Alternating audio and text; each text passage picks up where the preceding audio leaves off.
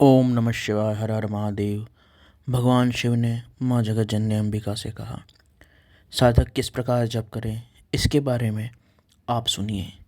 साधक को चाहिए कि वह शुद्ध देश में स्नान करके आसन लगाकर हृदय में मुझ शिव का और तुम शिवा का चिंतन करते हुए, अपने गुरु का चिंतन करते हुए पूर्व या उत्तर की ओर मुँह करके मौन होकर बैठे, चित्त को एकाग्र करें, प्राणायाम आदि क्रियाएं करें, शरीर के पांचों तत्वों का शोधन करके मंत्र न्यास करें। इसके बाद प्राणायाम क्रिया करके प्राण और आपान को नियमन करते हुए भगवान के स्वरूप का ध्यान करें और रूप, ऋषि, छंद, देवता, बीज, शक्ति मंत्र के वाच्यार्थ रूप परमेश्वर का स्मरण करके पंचाक्षरी मंत्र का जप शुरू करें।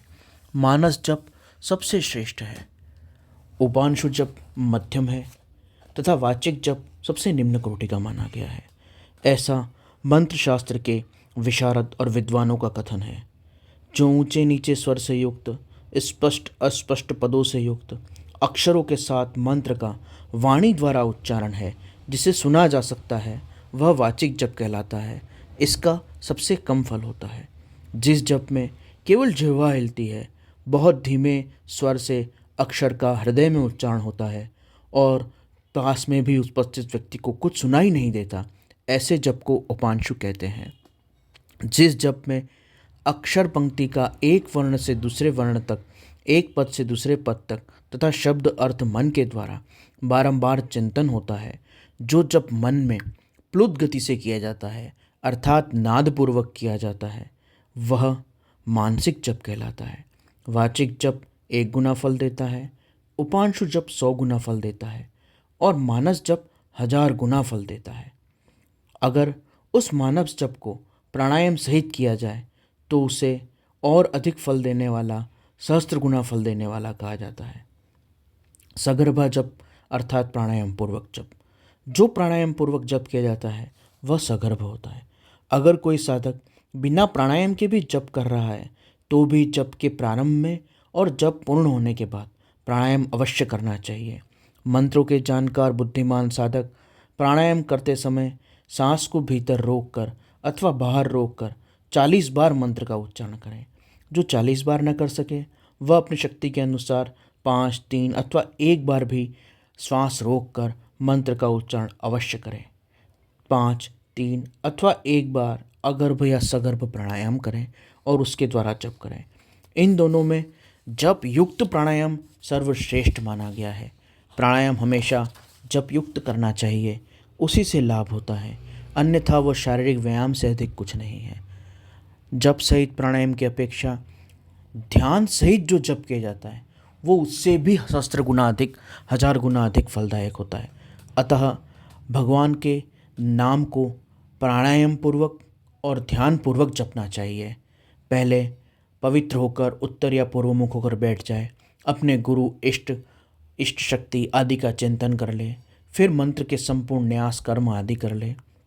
तत्पश्चात प्राणायाम पूर्वक भूत शुद्धि, पंच महाभूतों का शोधन आदि भावना कर ले और उसके बाद अच्छे से प्राणायाम करके और जप का अभ्यास आरंभ करें। सांस को भीतर या बाहर रोक कर जप करते हुए भगवान के स्वरूप का ध्यान करें। यही जप सर्वश्रेष्ठ माना जाता है और मंत्र की आवृत्ति ह्रस्व, दीर्घ, प्लुत 3 प्रकार की होती है। तीव्र गति से जप किया जाता है उसे ह्रस्व कहते हैं, थोड़ा मध्यम गति से दीर्घ, और बहुत लंबे नाद की तरह जब मंत्र को जपा जाता है उसे प्लुत जप कहा जाता है।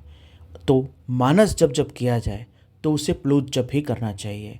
भगवान के स्वरूप को नेत्रों के सामने रखकर अगर भीतर मन में ध्यान न कर सके तो उनकी सुंदर छवि सामने रखकर उसे एकटक शांति भाव से, प्रेम भाव से निहारे और उसको निहारते हुए जप करे और तब प्राणों को भीतर भर के रोक ले, अर्थात आंतर कुंभक कर ले अथवा बाहर कुंभक कर ले और उसके बाद मंत्र का प्लुत जप मन ही मन करे।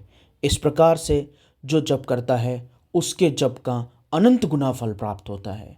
इस प्रकार का जप यदि मंदिर, गौशाला, पर्वत, नदी तट, एकांत पवित्र स्थान में किया जाए, पीपल के नीचे, वट वृक्ष के नीचे, तो बहुत अति जल्दी फलदायी होता है और जल्दी सिद्ध हो जाता है। विशेष तिथि, अमावस्या, पूर्णिमा, दीपावली, होली आदि विशेष तिथियों पर किया गया जप और अधिक फलदायक होता है। तिथि और स्थान के योग से जप का प्रभाव और बढ़ जाता है। इस प्रकार बुद्धि विवेक पूर्वक, तत्परता पूर्वक निरंतर जप में लगा रहे और अपने जप में, अपने मंत्र में एकाकार समाधिस्थ होने का अभ्यास करें। अपनी शक्ति के अनुसार जप करना चाहिए। प्रत्येक योगी साधक, प्रत्येक भक्त साधक इतनी उन्नत तरीके से, इतनी श्रेष्ठ तरीके से जप एक बार में नहीं कर सकता। आरंभ में उसे वाचिक और तीव्र गति से जप करना होगा, तभी उसका मन मंत्र और शब्द में एकाग्र होगा। धीरे धीरे धीरे उसकी स्थिति होगी। अतः अपनी योग्यता और अपनी शक्ति और अपने पास जो उपलब्ध समय है उसके अनुसार जप अवश्य करना चाहिए। सर्वश्रेष्ठ जप ना हो सके तो वाचिक या उपांशु ही जप कर लेना चाहिए।